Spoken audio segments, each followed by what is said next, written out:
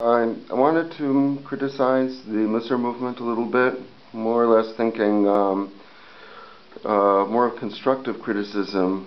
Sometimes, I know I make videos and I'm thinking like I just want to like knock down like certain institutions which are just point blank evil, dressing up as good, like Chabad. But the Musar movement is more of an institution which I want to criticize for more like ineffectiveness and decrepitude and irresponsibility and selfishness and hypocrisy and things like that. But but not that the actual idea was not a good idea. First of all, Rabbi Yisrael Salanter wanted to create a value that not of Musar, but that the value of learning Musar itself is a value. Well, that he failed in. But I don't know if that's a good thing that he failed in it. I mean, actually, I'm thinking that the idea of like combining Musar with yeshivas seems to be a very good thing.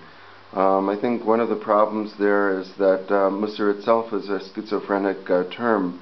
You have like some Musar from the school of thought of the Rambam and the Chovot Levavot, the rational school of thought, that that reason is the way one connects with God, and like in the Rambam's principle that learning science and philosophy is on a higher level than learning Torah, and that you couple that with the other books of Musar from Achronim, or books that have been infected by the Hasidic movement, which are anti-enlightenment, anti-democracy, anti-reason.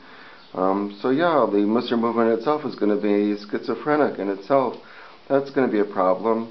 And plus the lack of the Mor Nevuchim, the a priori values inside of it, things like this.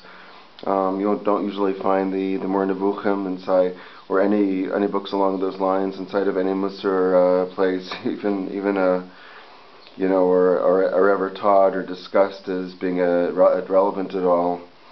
So these will be some of the problems that I think there are in the Musar movement. But again, more thinking along the lines that Rabbi Yisrael Salanter had the right idea, that the real way to improve a person's character probably is by actually sitting down and learning Musar. But these flaws of the movement were just so great that it just conked out. Instead you have Chassidut, which sort of opens up the volcano of the id and the Yetzer Hara and dresses it in a holy levush, making it seem holy, and that's probably not very much a Torah principle either, but vastly successful, unfortunately.